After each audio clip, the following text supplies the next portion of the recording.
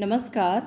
आज आपको सुनाने जा रही हूँ मुंशी प्रेमचंद जी द्वारा लिखित कहानी कैदी।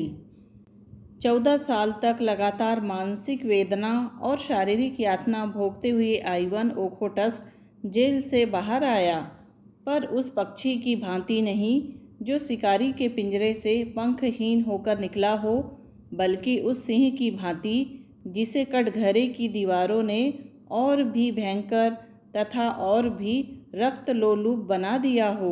उसके अंतस्थल में एक द्रव्य ज्वाला उमड़ रही थी, जिसने अपने ताप से उसके बलिष्ठ शरीर, सुडौल अंग प्रत्यंग और लहराती हुई अभिलाषाओं को झुलस डाला था। और आज उसके अस्तित्व का एक एक अणु, एक एक चिंगारी बना हुआ था, क्षुधित, चंचल और विद्रोह में। जेलर ने उसे तौला। प्रवेश के समय 2 मन 30 सेर था, आज केवल 1 मन 5 सेर। जेलर ने सहानुभूतिपूर्वक कहा, तुम बहुत दुर्बल हो गए हो आइवन। अगर जरा भी कुपथ्य हुआ तो बुरा होगा। आइवन ने अपने हड्डियों के ढांचे को विजय भाव से देखा और अपने अंदर एक अग्निमय प्रवाह का अनुभव करता हुआ बोला, कौन कहता है कि मैं दुर्बल हो गया हूँ?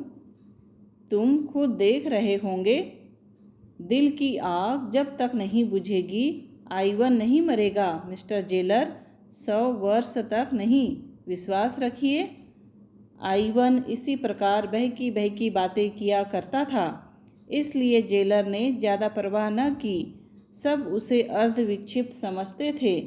कुछ लिखा पढ़ी हो जाने के बाद उसके कपड़े और पुस्तकें मंगवाई गई, पर वे सारे सूट अब उसे उतारे हुए से लगते थे। कोटों की जेबों में कई नोट निकले, कई नगद रुबेल। उसने सब कुछ वहीं जेल के वार्डरों और निम्न कर्मचारियों को दे दिया, मानो उसे कोई राज्य मिल गया हो। जेलर ने कहा, यह नहीं हो सकता आइवन, तुम सरकारी आदमियों को रिश्वत नहीं दे सकते। आइवन साधु भाव से हंसा, यह रिश्वत नहीं है मिस्टर जेलर, इन्हें रिश्वत देकर अब मुझे इनसे क्या लेना देना है? अब ये अप्रसन्न होकर मेरा क्या बिगाड़ लेंगे और प्रसन्न होकर मुझे क्या देंगे? यह उन कृपाओं का धन्यवाद है जिनके बिना 14 साल तो क्या, मेरा यहाँ 14 घंटे रहना असहन हो जाता। जब वह जेल के फाटक से निकला तो जेलर और सारे अन्य कर्मचारी उसके पीछे उसे मोटर तक पहुंचाने चले। 15 साल पहले आइवन मास्को के संपन्न और संभ्रांत कुल का दीपक था। उसने विद्यालय में ऊंची शिक्षा पाई थी, खेल में अभ्यस्त था, निर्भीक था, उदार और सहृदय था, दिल आईने की भांति निर्मल, सील का पुतला, दुर्बलों की रक्षा के लिए जान पर खेलने वाला। उसकी हिम्मत संकट के सामने नंगी तलवार हो जाती थी। उसके साथ हेलन नाम की एक युवती पढ़ती थी, जिस पर विद्यालय के सारे युवक प्राण देते थे। वह जितनी ही रूपवती थी उतनी ही तेज थी, बड़ी कल्पनाशील, पर अपने मनोभावों को ताले में बंद रखने वाली। आइवन में क्या देखकर वह उसकी ओर आकर्षित हो गई, यह कहना कठिन है। दोनों में लेस मात्र भी सामंजस्य न था। आइवन सैर और शराब का प्रेमी था, हेलन कविता एवं संगीत और नृत्य पर जान देती थी। आइवन की निगाह में रुपये केवल इसलिए थे कि दोनों हाथों से उड़ाए जाए। हेलन अत्यंत कृपण, आइवन को लेक्चर हॉल कारागार सा लगता था। हेलन इस सागर की मछली थी, पर कदाचित वह विभिन्नता ही उनमें स्वाभाविक आकर्षक बन गई, जिसने अंत में विकल प्रेम का रूप लिया। आइवन ने उससे विवाह का प्रस्ताव किया और उसने स्वीकार कर लिया, और दोनों किसी शुभ मुहूर्त में पानी ग्रहण करके हनीमून मनाने के लिए किसी पहाड़ी जगह में जाने के मंसूबे बांध रहे थे कि सहसा राजनीतिक संग्राम ने उन्हें अपनी ओर खींच लिया। हेलन पहले से ही राष्ट्रवादियों की ओर झुकी हुई थी, आइवन भी उसी रंग में रंग उठा। वह खानदानी रईस था, उसके लिए प्रजा पक्ष लेना एक महान तपस्या थी। इसलिए जब कभी वह इस संग्राम में हताश हो जाता तो हेलेन उसकी हिम्मत बंधाती और आइवन उसके साहस और अनुराग से प्रभावित होकर अपनी दुर्बलता पर लज्जित हो जाता। इन्हीं दिनों उक्राइन प्रांत की सूबेदारी पर रोमनाफ नाम का एक गवर्नर नियुक्त होकर आया। बड़ा ही कट्टर, राष्ट्रवादियों का जानी दुश्मन, दिन में 2-4 विद्रोहियों को जब तक जेल न भेज लेता उसे चैन न आता। आते ही आते उसने कई संपादकों पर राजद्रोह का अभियोग चलाकर उन्हें साइबेरिया भिजवा दिया। कृषकों की सभाएं तोड़ दी, नगर की म्यूनिसिपैलिटी तोड़ दी और जब जनता ने अपना रोष प्रकट करने के लिए जलसे किए तो पुलिस ने भीड़ पर गोलियां चलवाई, जिससे कई बेगुनाहों की जानें गई। मार्शल लॉ जारी कर दिया। सारे नगर में हाहाकार मच गया। लोग मारे डर के घरों से न निकलते थे, क्योंकि पुलिस हर एक की तलाशी लेती थी और उसे पीटती थी। हेलन ने कठोर मुद्रा से कहा, यह अंधेर तो अब नहीं देखा जाता आइवन, इसका कुछ उपाय होना चाहिए। आइवन ने प्रश्नवाचक नज़रों से देखा। उपाय? हम क्या कर सकते हैं? हेलन ने उसकी जड़ता पर खिन्न होकर कहा, तुम कहते हो हम क्या कर सकते हैं, मैं कहती हूँ हम सब कुछ कर सकते हैं। मैं इन्हीं हाथों से उसका अंत कर दूंगी। आइवन ने विस्मय से उसकी ओर देखा। तुम समझती हो उसे कत्ल करना आसान है? वह कभी खुली गाड़ी में नहीं निकलता। उसके आगे पीछे सशस्त्र सवारों का एक दल हमेशा रहता है। रेलगाड़ी में भी वह रिजर्व डिब्बों में सफ़र करता है। मुझे तो असंभव सा लगता है। हेलन, बिल्कुल असंभव। हेलेन कई मिनट तक चाय बनाती रही। फिर 2 प्याले मेज पर रखकर उसने प्याला मुंह से लगाया और धीरे धीरे पीने लगी। किसी विचार में तन्मय हो रही थी। सहसा उसने प्याला मेज पर रख दिया और बड़ी बड़ी आंखों में तेज भरकर बोली, यह सब कुछ होते हुए भी मैं उसे कत्ल कर सकती हूँ आइवन। आदमी एक बार अपनी जान पर खेलकर सब कुछ कर सकता है। जानते हो मैं क्या करूँगी? मैं उससे राहो रस्म पैदा करूँगी, उसका विश्वास प्राप्त करूँगी, उसे इस भ्रांति में डालूँगी कि मुझे उससे प्रेम है। मनुष्य कितना ही हृदयहीन हो, उसके हृदय के किसी न किसी कोने में प्राग की भांति रस छिपा ही रहता है। मैं तो समझती हूँ कि रोमनाप की यह दमन नीति उसकी अवरुद्ध अभिलाषा की गांठ है और कुछ नहीं। किसी मायाविनी के प्रेम में असफल होकर उसके हृदय का रस स्रोत सूख गया है। वहाँ रस का संचार करना होगा और किसी युवती का एक मधुर शब्द, एक सरल मुस्कान भी जादू का काम करेगी। ऐसों को तो वह चुटकियों में अपने पैरों पर गिरा सकती है। तुम जैसे सैलानियों को रिझाना इससे कहीं कठिन है। अगर तुम यह स्वीकार करते हो कि मैं रूपहीन नहीं हूँ तो मैं तुम्हें विश्वास दिलाती हूँ कि मेरा कार्य सफल होगा। बताओ मैं रूपवती हूँ या नहीं? उसने तिरछी आंखों से आइवन की तरफ देखा। आइवन इस भाव विलास पर मुग्ध होकर बोला, तुम मुझसे पूछती हो हेलेन, मैं तो तुम्हें संसार की। हेलेन ने उसकी बात काटकर कहा, अगर तुम ऐसा समझते हो तो तुम मूर्ख हो आइवन। इसी नगर में नहीं, हमारे विद्यालय में ही मुझसे कहीं रूपवती बालिकाएं मौजूद है। हाँ, तुम इतना ही कह सकते हो कि तुम कुरूप नहीं हो। क्या तुम समझते हो मैं तुम्हें संसार का सबसे रूपवान युवक समझती हूँ? कभी नहीं। मैं ऐसे एक नहीं 100 नाम गिना सकती हूँ जो चेहरे मोहरे में तुमसे कहीं बढ़कर है। मगर तुम में कोई ऐसी वस्तु है जो तुम ही में है और वह मुझे और कहीं नज़र नहीं आती। तो मेरा कार्यक्रम सुनो। 1 महीने तो मुझे उससे मेल करते लगेगा, फिर वह मेरे साथ सैर करने निकलेगा और तब एक दिन हम और वह दोनों रात को पार्क में जाएंगे और तालाब के किनारे बेंच पर बैठेंगे। तुम उसी वक्त रिवॉल्वर लिए आ जाओगे और वहीं पृथ्वी उसके बोझ से हल्की हो जाएगी। जैसा हम पहले कह चुके हैं, आइवन एक रईस का लड़का था और क्रांति में राजनीति से उसका हार्दिक प्रेम न था।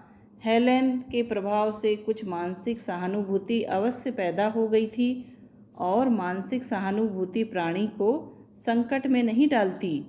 उसने प्रकट रूप से तो कोई आपत्ति नहीं की, लेकिन कुछ संदिग्ध भाव से बोला, यह तो सोचो हेलेन, इस तरह की हत्या कोई मानुषीय कृति है? हेलेन ने तीखेपन से कहा, जो दूसरों के साथ मानुषी व्यवहार नहीं करता, उसके साथ हम क्यों मानुषी व्यवहार करें? क्या यह सूर्य की भांति प्रकट नहीं है कि आज सैकड़ों परिवार इस राक्षस के हाथों तबाह हो रहे हैं? कौन जानता है इसके हाथ कितने बेगुनाहों के खून से रंगे हुए हैं? ऐसे व्यक्ति के साथ किसी तरह की रियायत करना असंगत है। तुम न जाने क्यों इतने ठंडे हो। मैं तो उसके दुष्टाचरण को देखती हूँ तो मेरा रक्त खौलने लगता है। मैं सच कहती हूँ, जिस वक्त उसकी सवारी निकलती है, मेरी बोटी बोटी हिंसा के आवेग से कांपने लगती है। अगर मेरे सामने कोई उसकी खाल भी खींच ले तो मुझे दया ना आए। अगर तुम में इसका साहस नहीं है तो कोई हरज नहीं, मैं खुद सब कुछ कर लूँगी।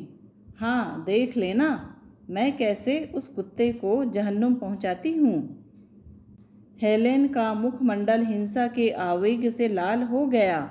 आइवन ने लज्जित होकर कहा, नहीं नहीं, यह बात नहीं है हेलेन, मेरा यह आशय न था कि मैं इस काम में तुम्हें सहयोग ना दूंगा। मुझे आज मालूम हुआ कि तुम्हारी आत्मा देश की दुर्दशा से कितनी विकल है, लेकिन मैं फिर यही कहूँगा कि यह काम इतना आसान नहीं है और हमें बड़ी सावधानी से काम लेना पड़ेगा। हेलेन ने उसके कंधे पर हाथ रखकर कहा, तुम इसकी कुछ चिंता मत करो आइवन।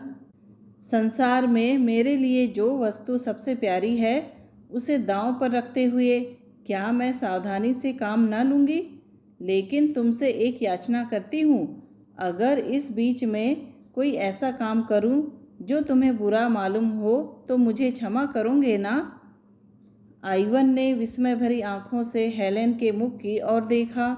उसका आशय उसकी समझ में न आया।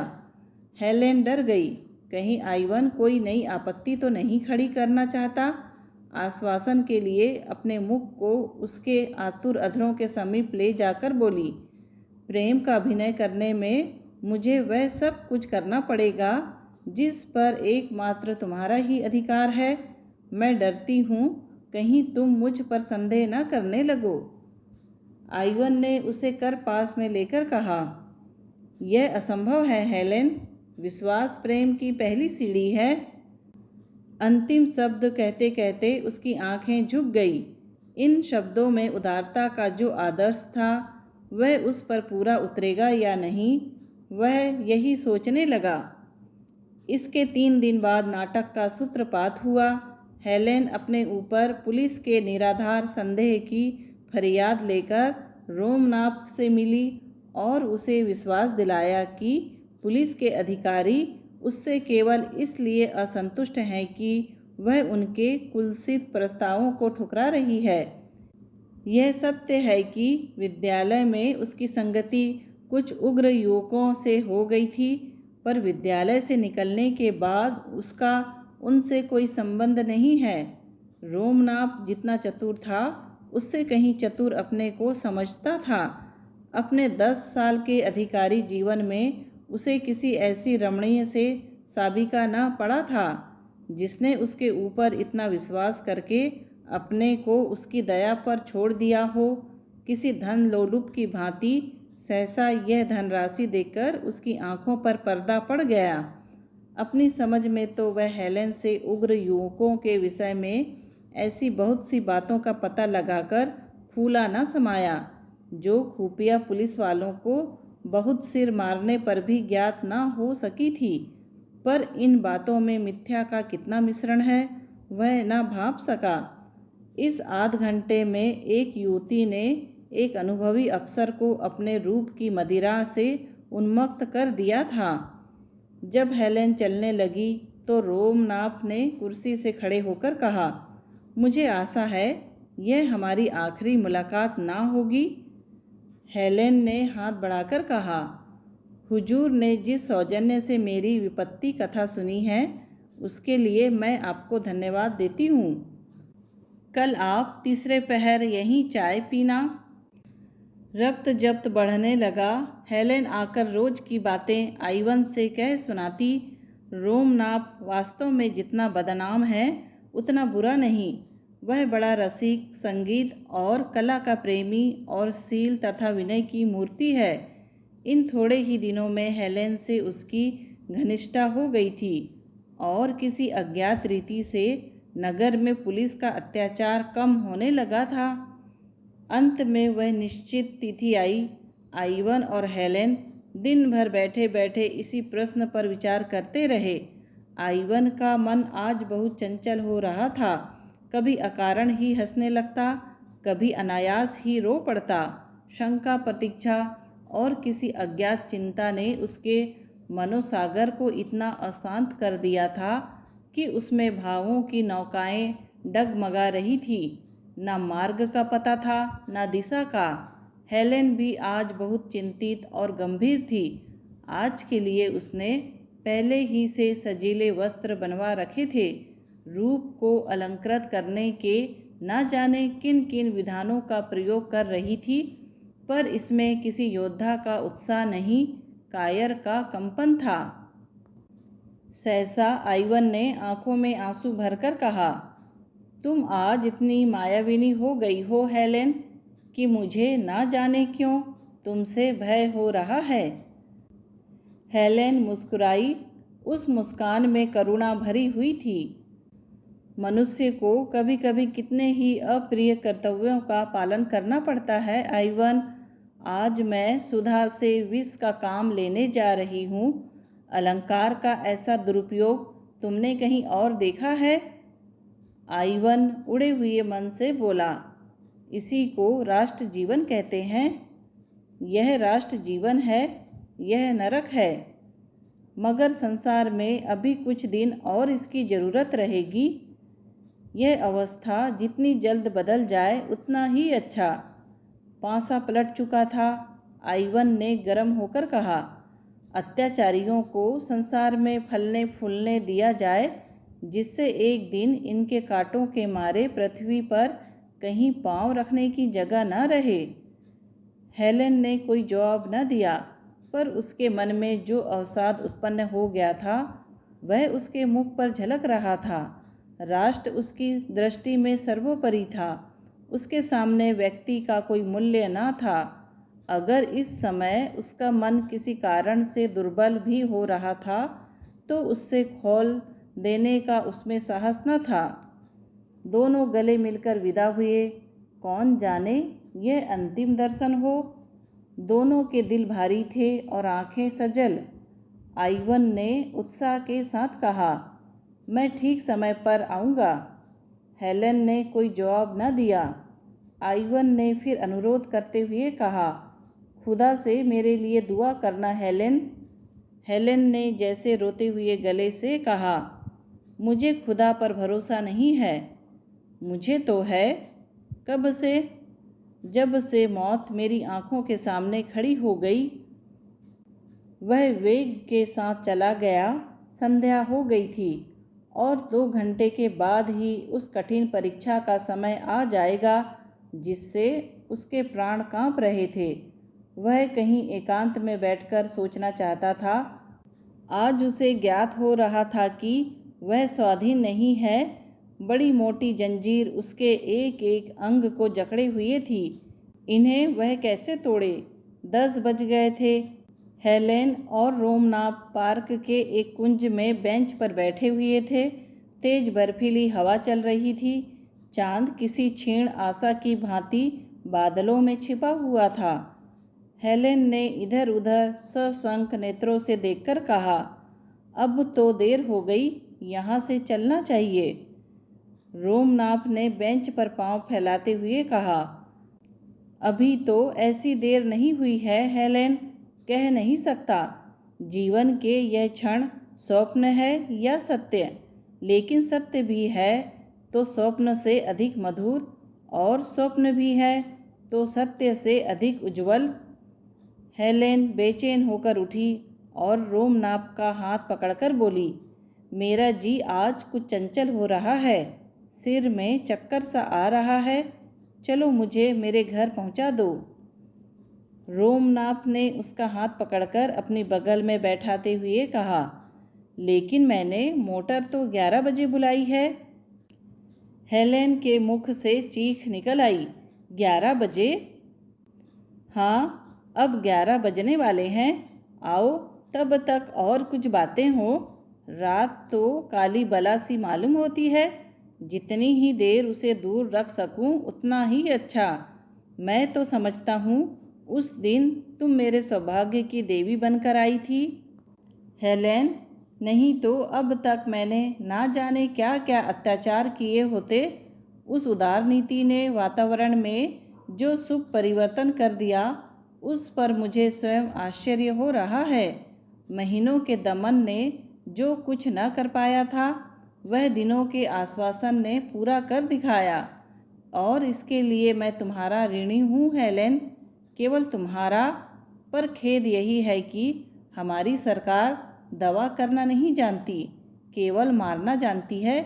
जार के मंत्रियों में अभी से मेरे विषय में संदेह होने लगा है और मुझे यहाँ से हटाने का प्रस्ताव हो रहा है। सहसा टार्च का चकाचौंध पैदा करने वाला प्रकाश बिजली की भांति चमक उठा और हाथ से रिवाल्वर छूटने की आवाज़ आई। उसी वक्त रोमनाथ ने उछलकर आइवन को पकड़ लिया और बहुत जोर से चिल्लाया, पकड़ो पकड़ो खून, हेलेन तुम यहाँ से भागो। पार्क में कई संतरी थे, चारों ओर से दौड़ पड़े। आइवन घिर गया। एक क्षण में ना जाने कहाँ से टाउन पुलिस, सशस्त्र पुलिस, गुप्त पुलिस और सवार पुलिस के जत्थे वहाँ आ पहुँचे। आइवन गिरफ्तार हो गया। रोमनाथ ने हेलेन से हाथ मिलाकर संदेह के स्वर में कहा, यह आइवन तो वही युवक है जो तुम्हारे साथ विद्यालय में भी था। हेलेन ने क्षुब्ध होकर कहा, हाँ, लेकिन मुझे इसका जरा भी अनुमान न था कि अब वह क्रांतिकारी हो गया है।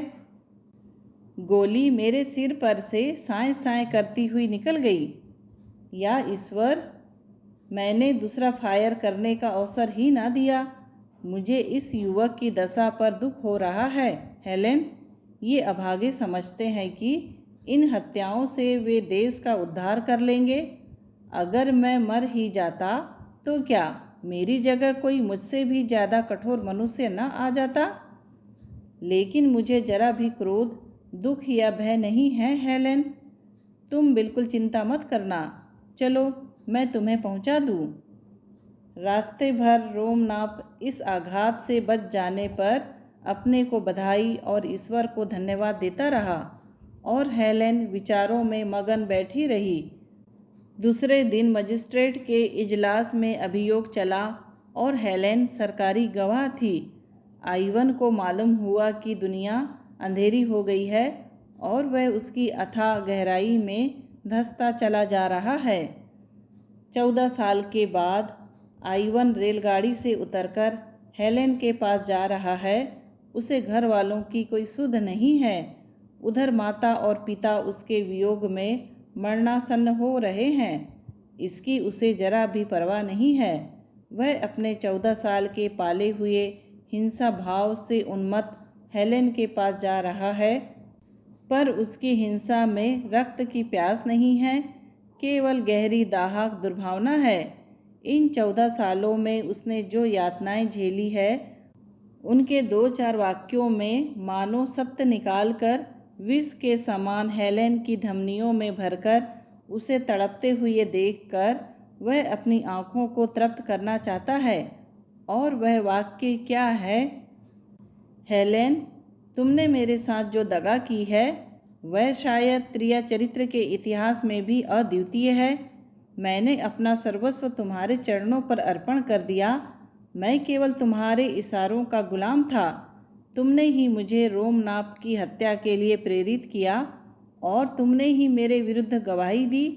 केवल अपनी कुटिल काम लिप्सा को पूरा करने के लिए मेरे विरुद्ध कोई दूसरा प्रमाण न था।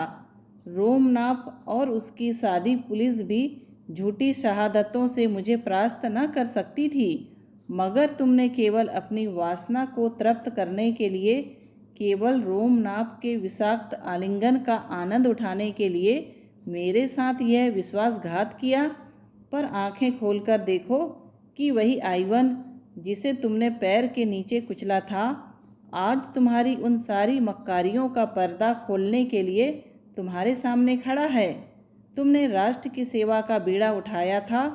तुम अपने को राष्ट्र की वेदी पर होम कर देना चाहती थी, किंतु कुत्सित कामनाओं के पहले ही प्रलोभन में तुम अपने सारे बहुरूप को तिलांजलि देकर भोग लालसा की गुलामी करने पर उतर गईं। अधिकार और समृद्धि के पहले ही टुकड़े पर तुम दुम हिलाती हुई टूटी पड़ी। धिक्कार है तुम्हारी इस भोग लिप्सा को, तुम्हारे इस कुत्सित जीवन को। संध्या काल का समय था। पश्चिम के क्षितिज पर दिन की चिता जलकर ठंडी हो रही थी और रोमनाप के विशाल भवन में हेलेन की अर्थी को ले चलने की तैयारियां हो रही थी। नगर के नेता जमा थे और रोमनाप अपने शोक कंपित हाथों से अर्थी को पुष्पहारों से सजा रहा था एवं उन्हें अपने आत्मजल से शीतल कर रहा था। उसी वक्त आइवन उन्मत्त वेश में दुर्बल झुका हुआ, सिर के बाल बढ़ाए, कंकाल सा आकर खड़ा हो गया। किसी ने उसकी ओर ध्यान भी न दिया। समझे कोई भिक्षुक होगा जो ऐसे अवसरों पर अक्सर दान के लोभ से आ ही जाया करते हैं।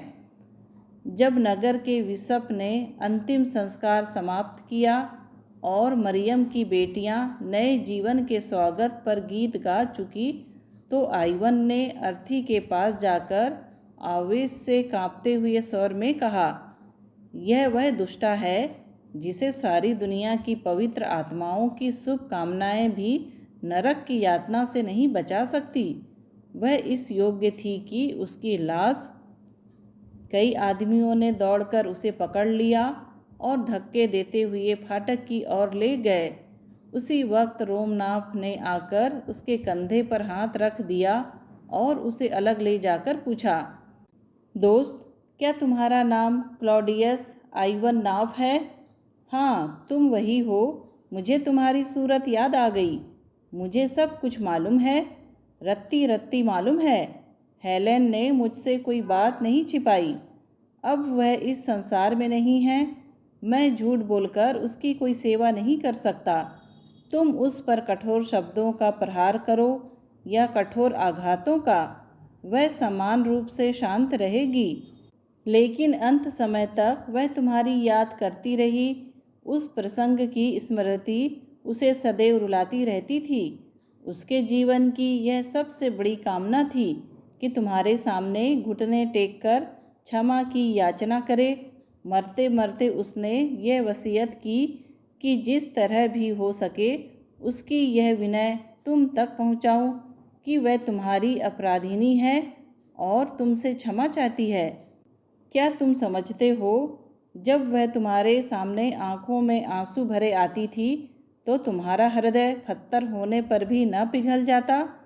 क्या इस समय भी तुम्हें दीन याचना की प्रतिमा सी खड़ी नहीं दिखती?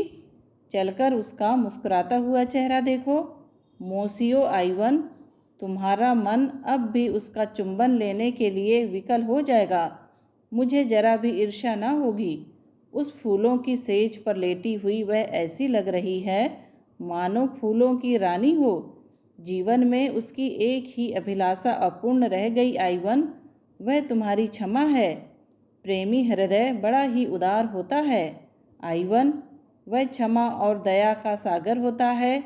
ईर्ष्या और दंभ के गंदे नाले उसमें मिलकर उतने ही विशाल और पवित्र हो जाते हैं। जिसे एक बार तुमने प्यार किया, उसकी अंतिम अभिलाषा की तुम उपेक्षा नहीं कर सकते। उसने आइवन का हाथ पकड़ा और सैकड़ों कौतूहल पूर्ण नेत्रों के सामने उसे लिए हुए अर्थी के पास आया और ताबूत का ऊपरी तख्ता हटाकर हेलेन का शांत मुखमंडल उसे दिखाई दिया। उस निस्पंद, निश्चेष्ट, निर्विकार छवि को मृत्यु ने एक देवी गरिमा सी प्रदान कर दी थी, मानो स्वर्ग की सारी विभूतियाँ उसका स्वागत कर रही हैं।